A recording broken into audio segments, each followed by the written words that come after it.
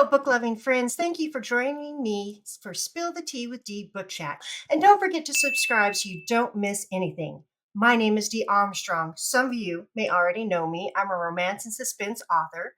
If you love romance or mystery with a shot of humor, then you'll love my books. But I'm not only a writer, I'm a grandma, a teaholic, a gardening ninja, and I love to talk about books with my book loving friends. For a cup of tea or your favorite decaffeinated beverage, I don't judge. Unwrap some chocolate and let's chat. Today we're spilling on Close to Sleigh Bells, a Westin series Christmas novel.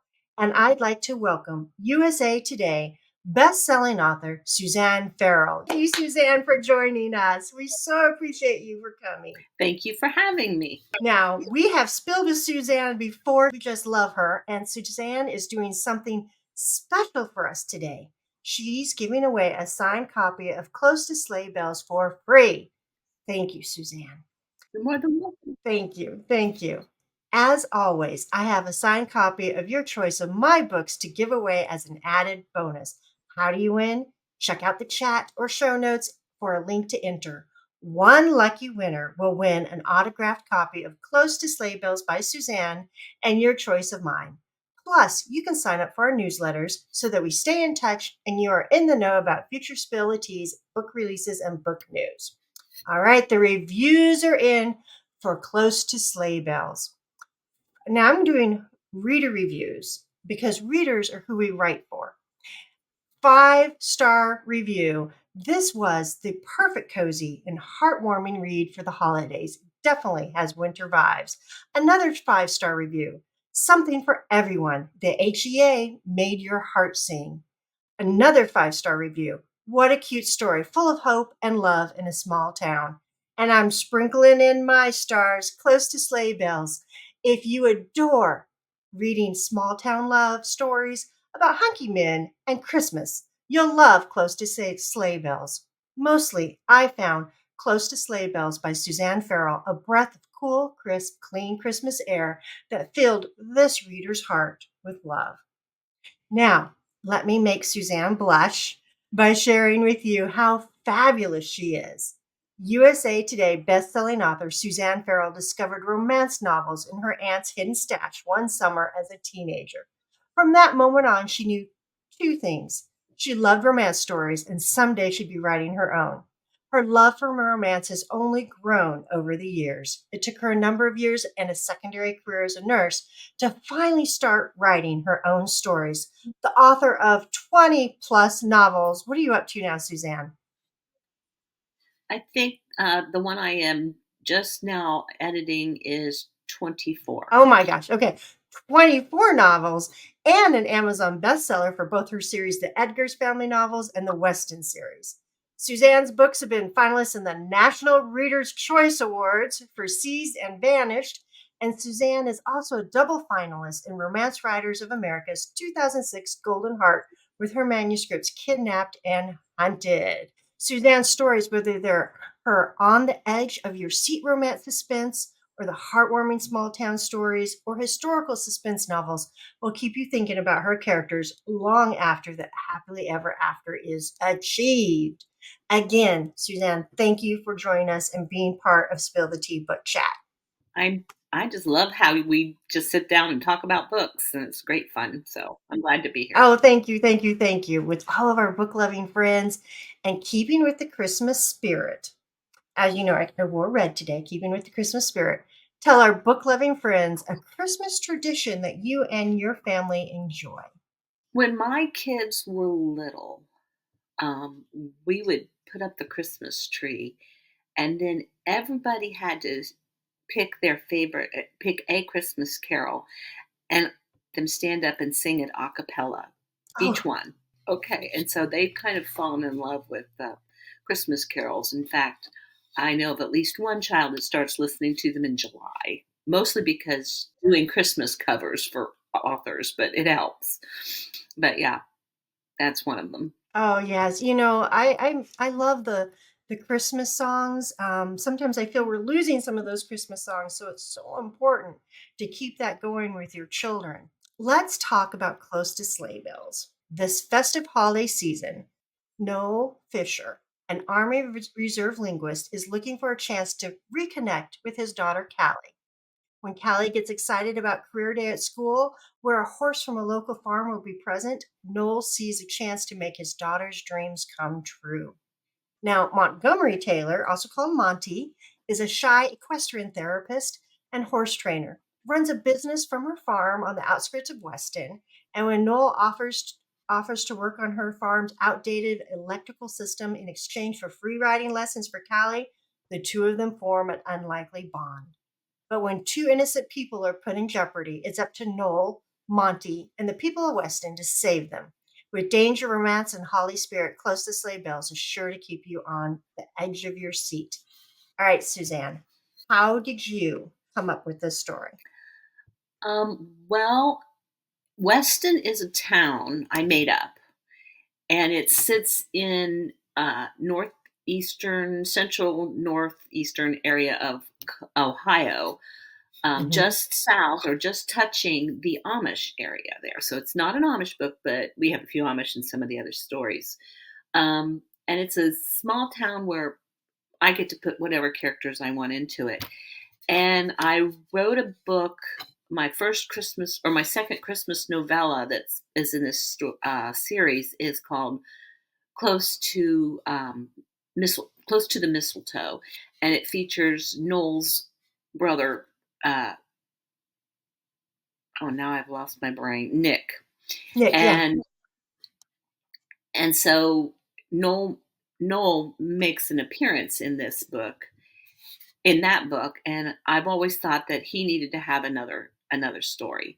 And then I'm not sure how I came up with the idea of Montgomery and being a horse trainer, but I Mm-hmm. think I started with the title because all the books are close to something. So I'd already done Close to Christmas, I'd already done Close to the Mistletoe, Close to Santa's Heart. So what else is there for Christmas? And we came up with sleigh bells. And so sleigh bells led to horses, and I just can't have a horse farm. You can, but it had to serve more than just Mm-hmm. horses.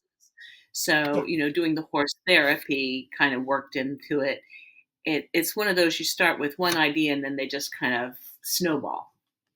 Mm-hmm. Now, right from the start, you set the feeling of this book with characters, like you just mentioned, Nick, Holly, Noel, and even the name of the horse is Sugar Plum, which I absolutely adored. Um, but you balanced it in a way that was fun and believable. It wasn't just this hokey town with all these names that just fit Christmas. It was fun. It was believable. It makes you feel the Christmas spirit. Now, how do you keep that balance, or did you go all in on the Christmas magic? Did you think I'm just going to make this the happiest Christmas book ever? Not to give anything away, but in this particular town, weird things happen. Not magical weird, just weird.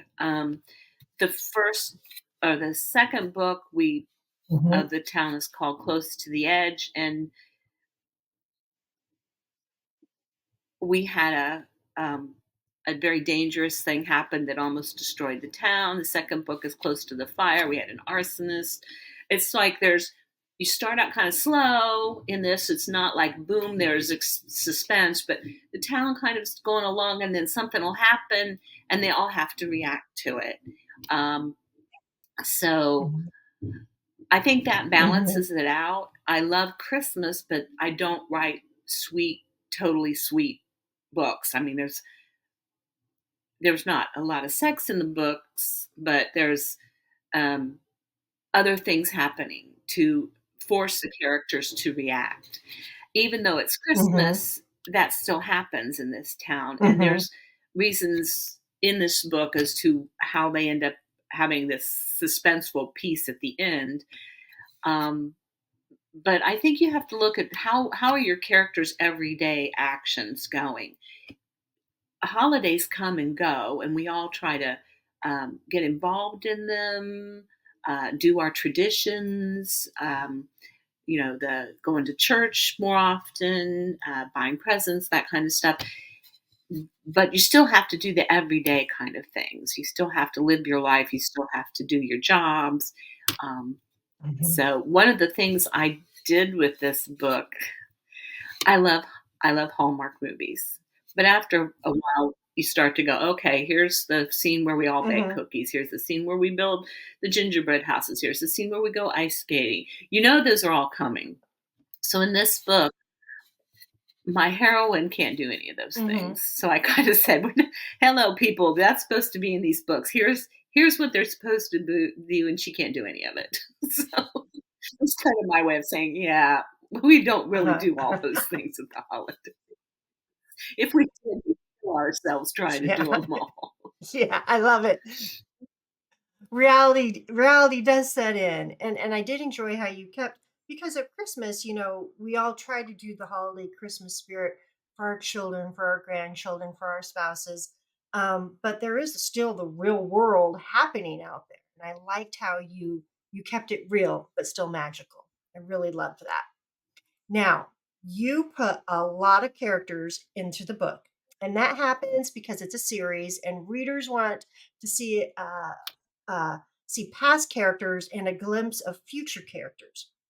And in this book, I loved how Noel and Monty, his strength and her vulnerability, but my reader heart really fell head over heels for Brody and the horse Percy. Yeah.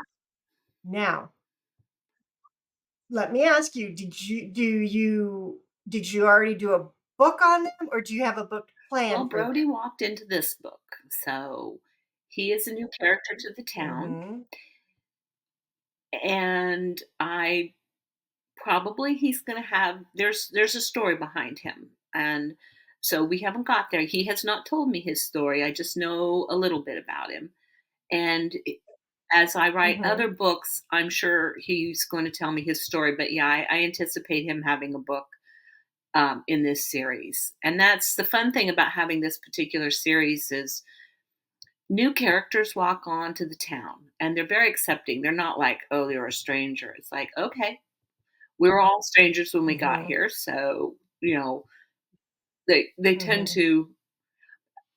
to let them in, and then we have a few nosy people, not mean nosy, but just nosy. There's Inquisitive.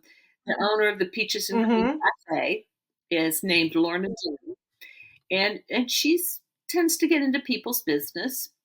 And then there's Harriet, who's the nurse who worked with the town doctor before the town kind of expanded.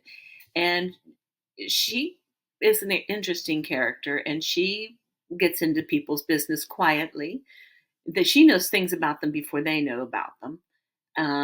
And then there's all the guys in the sheriff's department, and so there's a lot of people that they're good natured, meaning well, and they will pull his character out as we go Mhm. through this. I'm sure that we're going to find something for him to be doing there in town. He just kind of wandered in, and they kind of adopted him, and he doesn't know it yet, but he's stuck. He won't be leaving. Well, he wandered into my heart. I really, really enjoyed him. And the funny thing is, for me, I always fall for the secondary characters. Something about them. But Brody was just quiet, and I really loved. Well, I'm going to talk more about him in a minute. Let me ask you this: did any of your characters surprise you by taking the story in a direction you hadn't originally planned? Well, I never plan stories. I do not Oh, plot. I sit down, good for I you. have an idea. Sometimes I just know the hero and heroine's backstories. Sometimes I know Hmm. a scene that I want to put in a book. There's a book in this series called Close to the Heart. And in it, there is a scene where the hero is teaching a little girl how to, I think it's how to throw a ball. And she is dressed in jeans with a pink tutu over top of it, and her hair's in pigtails. And she said, Mm. I want you to teach me how to throw like a boy. And he said, well, I'm just going to teach you how to throw like a baseball player.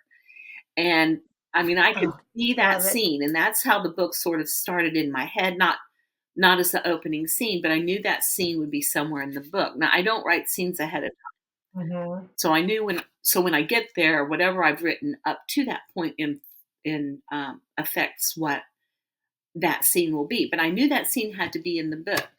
So for that book, I had a lot of writing to get to that point, and then a lot of writing afterwards.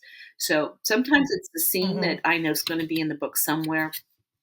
So I just start writing. So there's no, when my characters take a left turn, I just happily trot along behind them. I just never know which one's going to take Mhm. me where. Um, there's a character in this book who is the assistant uh, to Monty at her horse farm, and Oh, yeah, he yeah. got to say, I got to write dag nabbit and fortuitous in 2 paragraphs on 1 page by one character, and I just loved it. I was like, "Isn't that dag nabbit?" Because I think the lights go out, and then my hero, Uh-huh. electrician, he says, "Well, isn't that fortuitous?" And I thought that is so. He's from Texas, so you never know what's going to come out of his mouth. And I just thought that was fun when that happened. I just kind of giggled to myself. Not many characters do you get to do Mhm. that with, but he was one of them. And I really liked him. I liked his protective spirit that he had too. He was great, and his cowboy walk. Who doesn't love a cowboy walk, I live right? in Texas, and I'm a former Mhm. labor and delivery nurse, and I live in North Dallas, north of Dallas, and I had been here a little over a year and a half, and I hadn't met anybody that was a real cowboy. I'm like, I haven't met one. And then I walked into this room, and this isn't who this character is based on, but this young man he had to be 6'6", like big broad shoulders, and I swear he had a cowboy's hat that was like this big. And he said, "Ma'am, I need to go feed the cattle, and how long do you think I need to go before you move her, and I'll be back?" And as he left, I just kind of watched him leave, and his girlfriend looked at me, and she goes, "We live on a ranch not too far from here."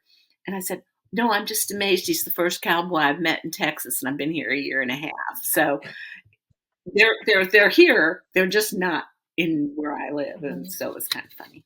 Oh, that's great. Now, I also feel that the town of Weston that you created, that was a character too, from the cute names like of the businesses like the Yeast and West Bakery and the Knobs and Knockers hardware store to give the hometown storybook feel. When writing the town, what did you want and try to include to make it feel like someplace that we'd all want to Well, live? How did you create that town character? it started with the Peaches and Cream Cafe. When I wrote the very Hmm. first book, I had the Peaches and Cream Cafe. I just thought that was a great name for a small town diner. Kind of the kind you'd see on diners, drive-ins, and dives. Just a small town. It's got a 1950s decor. It's been there forever, and of course, it's owned by Lorna Doone. So it's like the epicenter of the town. Everybody comes there for lunch. The business guys come in for lunch. The ladies who've been out getting their hair done at the dye right, you know, uh, at the dye, yeah, the dye right salon. Um, and that book was the first one. And what I started doing was I would go on Facebook and I'd say, "Okay, guys, we need a bakery," because I think as we're close to Christmas, I needed a bakery for the wedding, which was in that book. I said I need a name of a bakery, and I said, I want it to be close to. I'd already named the diorite, and I'd already named the peaches and cream. So I said, I need something that kind of goes kind of quirky like this. Go, and I must have gotten 100 comments of suggestions. And I thought, oh my goodness! Now what do I do? So I picked three Hmm. that I liked, and I let my husband, who according on Facebook is known as the jazz man to my readers, and I said, "You get to pick one of these," and he helped me pick one, and we came up with the Yeast and West Bakery. And It's so and cute. then what I do is whoever gave me that title first, I would private message them and I would gift them an Amazon $5 gift card. And I don't tell that. I don't announce it. So you don't know you're going to get it until you're, oh, I'm getting this. And I pick the name. So we've done that every time I've added some new quirky um, place in there. And my favorite by far is the Knobs and Knockers hardware store. I mean, like that, I giggle. My husband loved that. He thought that was so stinking funny. So, That you just created a fun, yeah, so my readers help name it, and they have a good time doing it. and we do appreciate that, because sometimes you can't think of everything, and I think readers love being a part of the book, so and we do appreciate that. I never would have come up with the Knobs and Knockers. I can tell you that right now. Uh-huh. So they're very creative about it. Definitely, definitely. Now, a separate question. You seem to love Christmas. Do you have boxes and boxes of holiday decorations in your house? Do you start decorating in August? Spill, Suzanne, spill now. No, no, I have one tub of Christmas ornaments. I have one tub of decorations. I'm kind of a minimalist person in the long run, Mhm. and I don't have a lot of that out. But one thing I did when my kids were small, we lived in Florida, and I was doing cross stitching, and I cross stitched Christmas stocking for each one of Oh. them, and I got them all done in 1 year. My three kids, and I wrapped every single thing that went into those stockings that first year. Like they got a bundle of pencils, and I wrapped up the bundle of pencils. They got a toothbrush. I wrapped up the toothbrush. Uh-huh. I wrapped up every single thing that went in that stocking because I wanted to enjoy the stocking and not just taking everything. Oh, looky, I wanted them have to open every little thing that was in there because I'd worked so dang hard on those stockings. Mhm. Yeah, I am down to I have 2 grandchildren left to do their stockings. One's finished, I just haven't sewn it into the stocking shape, and I still have one for my last little grandson to do. But they all have their stocking. And it's funny, 1 year I forgot to get toothbrushes, and my son-in-law said, "We didn't get our new toothbrush." I'm like, "Well, okay." But yeah, so they all I that to me was because we never had Christmas stockings when I was a kid. Mhm. Um, and we got lots of presents, but we never had a mantle. And my dad didn't know where we gonna put a stocking. So yeah, I did stockings for everybody. Oh, what a beautiful, not only tradition, but the fact that it's something that they're gonna have for, a long time and Um, and and of course, I signed them like in the corner where the heel is. There's a Grandma Susie and whatever year it was, so they will all have a long after I'm gone. They'll have an heirloom. So I thought that oh, was fun. that's really sweet, really sweet. I expect to see it in the book now because it's really stinking sweet. Now, we're to what part made your heart race? Now, one of my greatest fears, and I'm not talking my fear of roller coasters or being trapped in a small place, I'm talking life altering fear is losing someone I love, a child. And when a child is in danger, I sit up and I leaned into the pages and my heart picked up. What made you decide to put a real world danger in a Christmas movie? Now, we already kind of went over this, I guess, when we talked about real life at Christmas. But what made you decide to do that? Um, the girls that were put in danger, well, the girl that was the target of the danger was a very vulnerable young lady, and it gave my other character, Callie, a chance to be strong. I think teenagers can be strong if you give them a chance, and um, I think it also brought the town closer together at a time, you know, of what's going on, and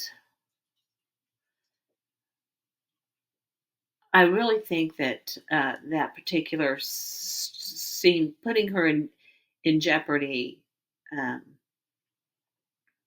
I think it gave us a sense of strength a strength in the town, a strength in um, the characters, but a strength really in Callie, that she had matured enough to be able to understand, first off, accepting this person as her friend, and then knowing that she needed to be there for her, that something bad would happen. The two characters that caused the problem, they have their own uh, backstory, and um, I didn't want them to be just evil, rotten people. They were sort of desperate, and I think desperation happens a lot with people. And sometimes in the holiday season, we get even more desperate for things. Um, it's not all sweetness and sugars and presents and remembering why they're there. And I think it also gave them a chance to have some faith that things would work out well. And when you say that, I love how you are showing your characters growing. And one thing I really liked about your Christmas book is it is a book that I can hand to a 14-year-old to read. It is a book I can hand to my mother, your grandmother, your mother, your sister, your daughter can all read this book. And we learn things from books. And the fact that a teenager could read this book and learn that they could have strength. Wow, that's really powerful, Suzanne. Thank you for sharing that with the world.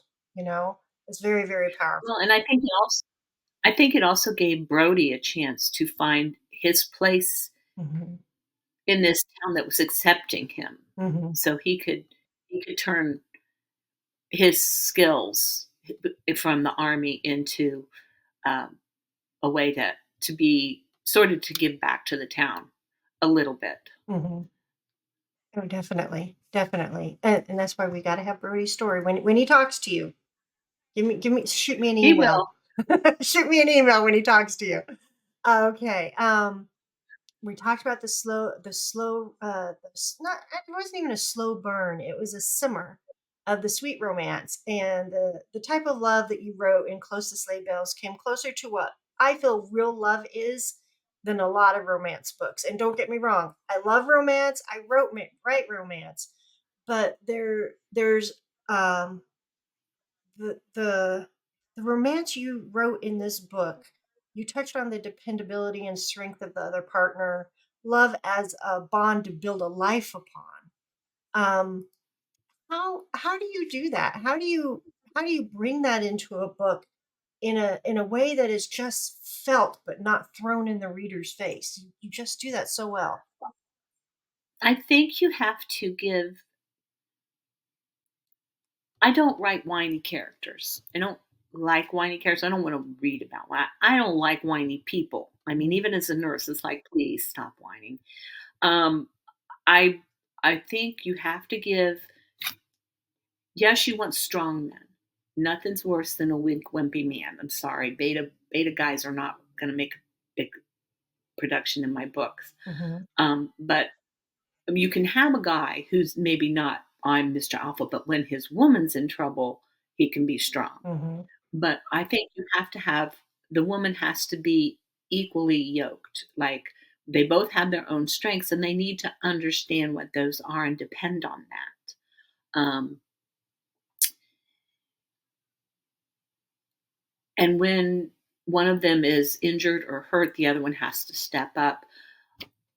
I've a friend of mine a long time ago said the hero can't be the only one to solve the problem. Sometimes the heroine has to step forward. Mhm. Um, in Close to the Edge, there's a point where the hero is trapped below ground, and the heroine is the only one small enough to get down there to get him an oxygen tank until they can get him out. She just happens to be claustrophobic. Mm. So you give them the vulnerability and then you give them a chance to overcome that. Or you give them a Mhm. strength and let them have a chance to use it.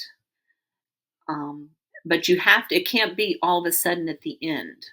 Oh, now she's going to be this brilliant. You start at the beginning and you give your character a quirk, you give them a problem, you give them some knowledge that's logical, that makes sense, that they've learned it, so that when you get to the end of the book and you're going to use that, your reader's not like, where did that come from? I mean, why all of a sudden has she got this Mhm. strength? I don't necessarily pit them against each other angrily. I like to let them have dialogue. And uh, there's a book I wrote called Exposed, and the hero likes to use like one word sentences. And the heroine picks up on it pretty quickly. And in her head, she can see, okay, we're at one sentence. And then, okay, we're down to one word. Oh, now we're grunting. We've gone caveman. So she delights in giving it right back to him, that she'll ask for more Uh-huh. questions. And so that's kind of their dialogue, and he understands that she's figured it out, and she pulls Mhm. more of him out with that. So that's kind of a fun, that particular character, that was a fun story to write. And I would write that and just sit and giggle to myself, like, I don't know if the reader's going to like this, but I'm having a great time with these two. So Uh-huh. mm, It's super cute. It's super cute. yeah, Just hearing about it's super I cute, think and I've gotta read that book now. I think when you're doing a romance, or you're doing the romance, you need to show them interested in each other. First, it's physically, Mhm. and then it's emotionally and mentally, intellectually. You can't have a super smart guy and a really inane female. Of course, I don't Mhm. like inane females, so I would not write one. If I did, they're going to be a secondary character forever. I mean, they're never, Uh-huh. I just can't. I can't. Yeah, no, There's I some get things it, I get it. you can't unwrite. You can't. Yeah. You can take somebody who's damaged and make them heroic. You can take somebody Mhm. who's shy and give them courage, but somebody who's really dippy, they're not going to make them an intellectual heroine at the end of the book. I Mhm. don't see that happening. Maybe I'm wrong, but I think you Mhm. have to have some common sense and some intellect to be able to move through a story and move into a romance with somebody to where you're equally yoked. Mhm. Mhm. Um, there were a lot of fun parts in the book, but I have to say that the part that spoke to me the most, my favorite part, is chapter 16. And it could be because I'm a military wife, but just thinking about that part, it brings tears to my eyes. When Brody, a homeless veteran, I know I've talked about Brody a lot today, with PTSD, makes a connection with Percy, an equally traumatized horse with PTSD.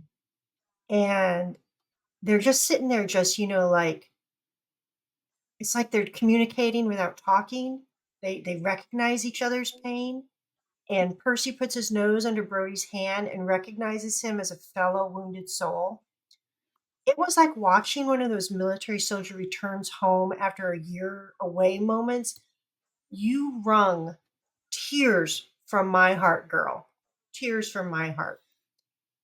I just want to give you a huge accolade on that. That was just beautiful. What was your favorite part, or the most difficult part, or a part that pulled a lot out of you emotionally? That was probably one of them. Um, Brody, reason I say Brody will get a story is because I had to rein him in and not let him take Mhm. over this story. Because once Mhm. he was there, I was like, okay, what's going on with you and who are you? And um, because she runs a horse therapy farm, and she works with Mhm. one of the characters has Down syndrome. She works with kids that are teenagers that are vulnerable, children that are vulnerable. Um, Mhm. I thought, why not bring in, somebody who has PTSD? We have a lot of soldiers that have come back with that. Um, Mhm. being a nurse, there are times in nursing. especially when I did labor and delivery, where you're so focused on just getting the patient delivered. But sometimes I'd had patients that be in the hospital for weeks, and you got to see their vulnerability. And Mhm. I think that allows me to look beyond the surface with the character and kind of pull out those emotions from the experiences that I've had. Um, I wanted, and then Percy came out of nowhere. I mean, I didn't know we were going to have a horse that had problems, but they did sort of work together, and they'll Mhm. probably be together at some point on this book. I don't know how or where or when the heroine will show up for it, but I Mhm. can see them being. And in this particular series, Brody is not necessarily the next hero of the next book.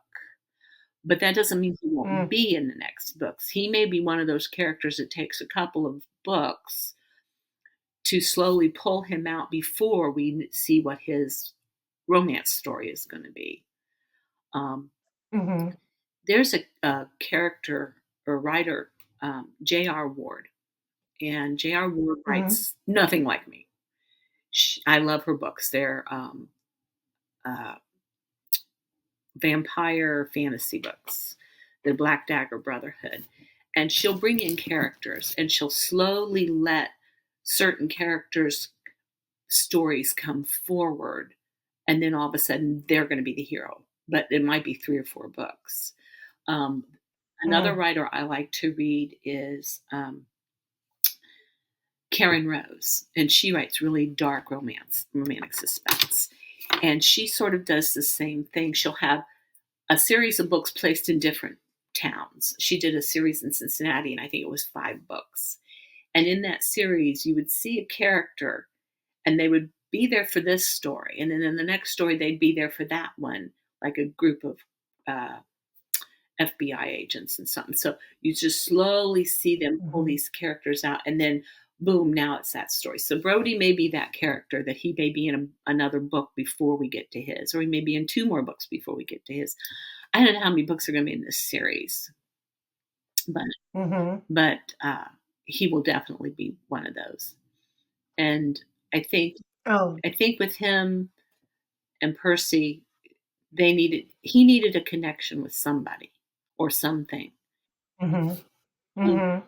to stay because he's kind of a wanderer. There's another Yeah. there's another character that made an appearance. His name is Earl. I don't think he's in this book. He's been in other books, and he is a homeless man that the town has adopted. He's older.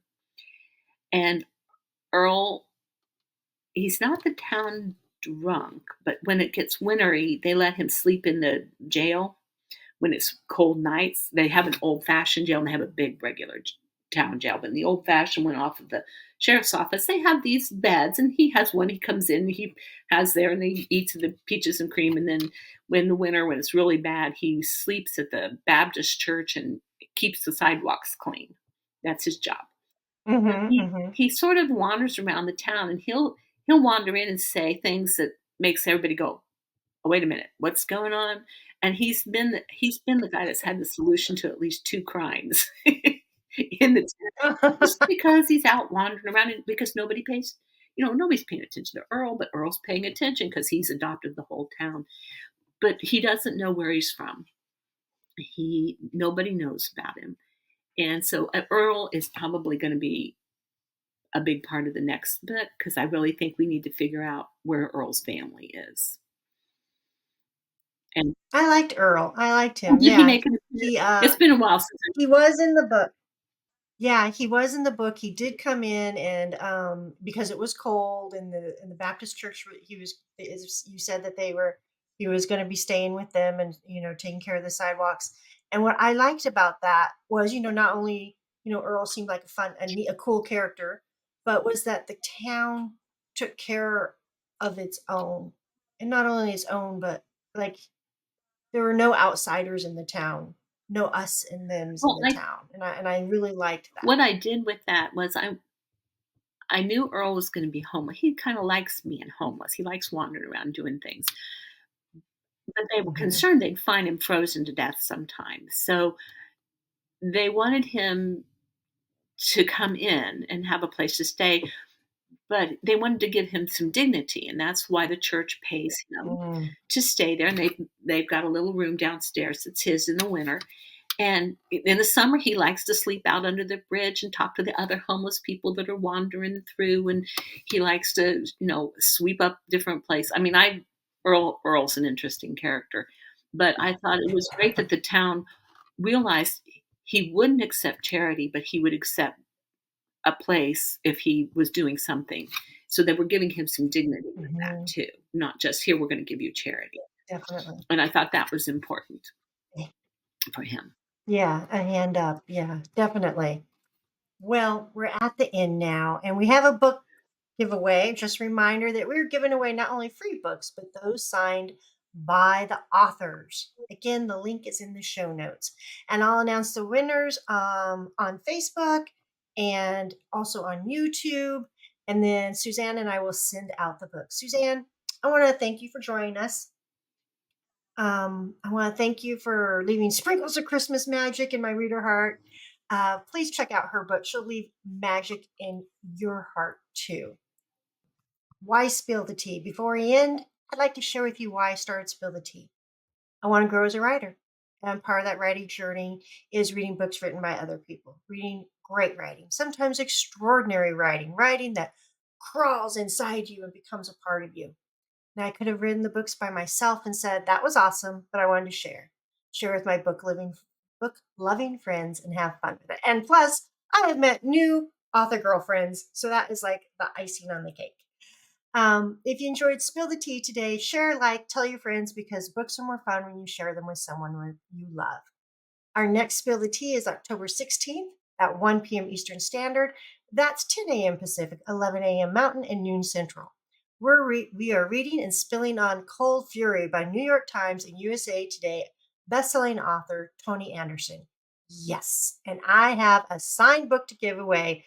Plus, she sent me these little cute little stickers of the main characters, and those will be very sadly leaving my hands and being put in a mailbox to one lucky winner.